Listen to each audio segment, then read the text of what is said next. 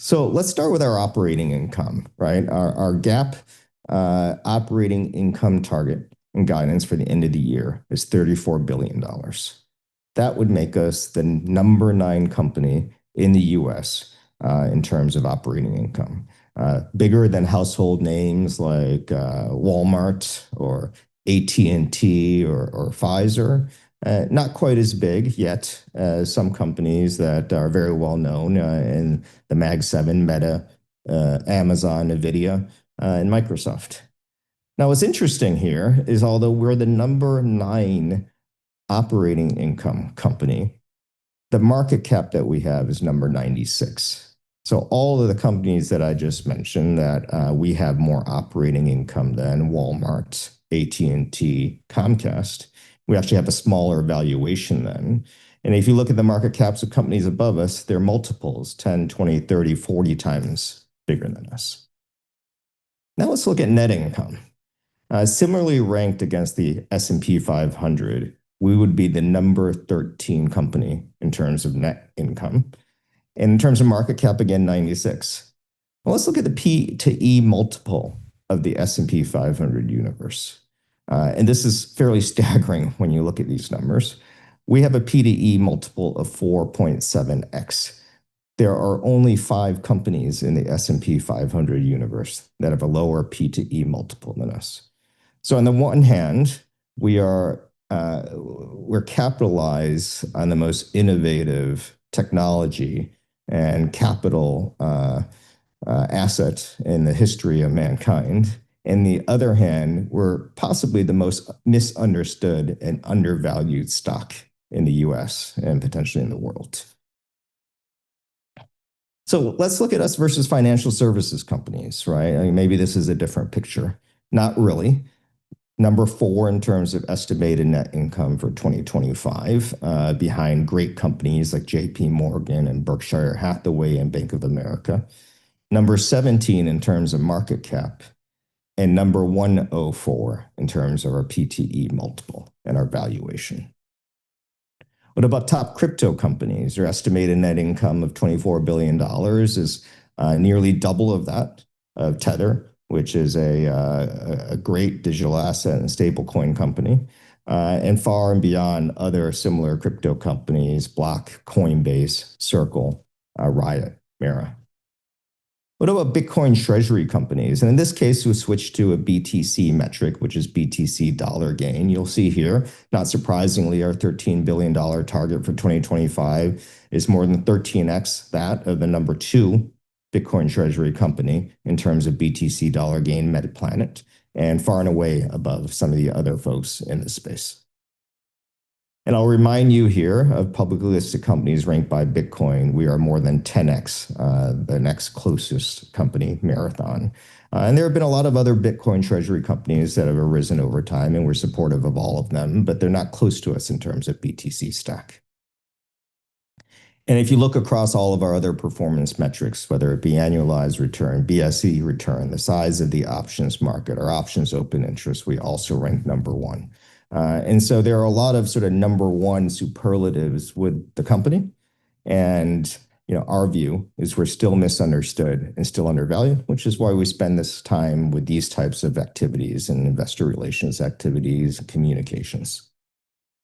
So let's think about what a hypothetical valuation could be and potentially should be if we were better understood and Bitcoin treasury companies were better understood.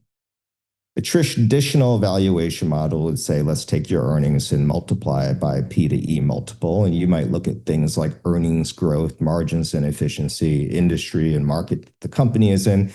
What's its competitive position? Is it innovating products? Are they managing their balance sheet well? Do they have a strategic vision? Do they have leaders that have a track record of execution? And how is their investor relations? And that's how you might look at it traditionally. A Bitcoin treasury company is not too different. You would take the equivalent of earnings, a Bitcoin dollar gain or BTC dollar gain, you multiply it by a multiple, you'd add the value of the Bitcoin on its balance sheet. And then you would base it on things like not earnings growth, but BTC dollar gain growth, the scale and liquidity of the company, What is it doing in the capital markets? What kind of credit products is it creating? Is it using intelligent leverage? What are the banking channel partners that it has? Is it innovating in the product? What is the capital structure? What might be the credit rating? And similarly, does it have a strategic vision? Does it have a management team with a track record of execution? And how are its investor relations? Is it communicating transparently what's happening with the company? And so I'll remind you here, if you take a look again at the P to E multiple, the average P to E multiple of our company, of the S&P 500 companies is about 24x compared to us at 4.7x. And our addressable market compared to Bitcoin and compared to Bitcoin ETFs, but also compared to a lot of the S&P 500 companies is large. Our market are people who are buying equity, $35 trillion MSTR, STRK, and a $60 trillion credit market for STRF, STRK, STRD, STRC. This is 30 times bigger than a traditional market that BTC commodities would address.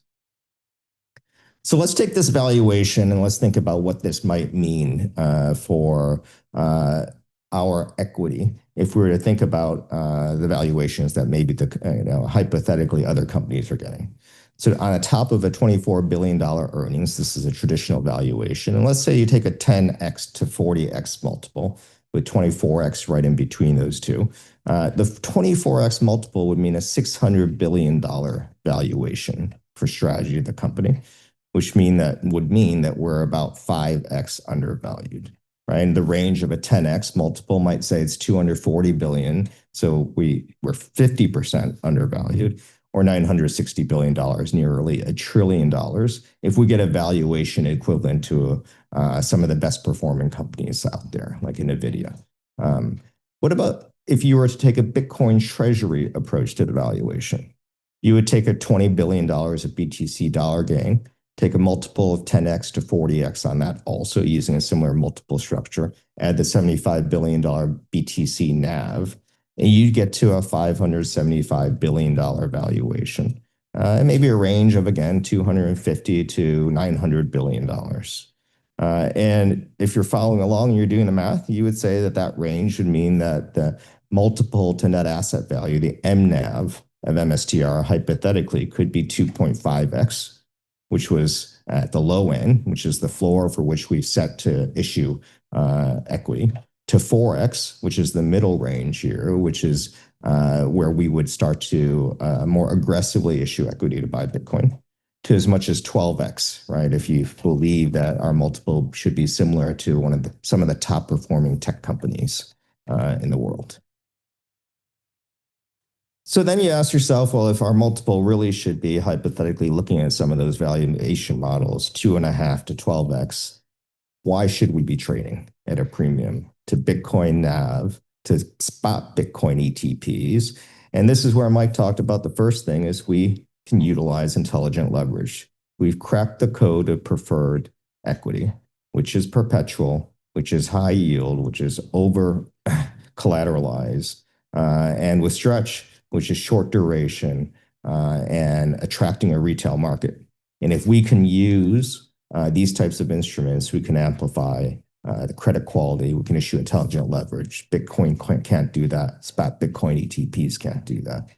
We also have an options advantage. We've created an options market because of the volatility of our equities and because of the leverage we've created through our convertible bonds and through our preferred notes.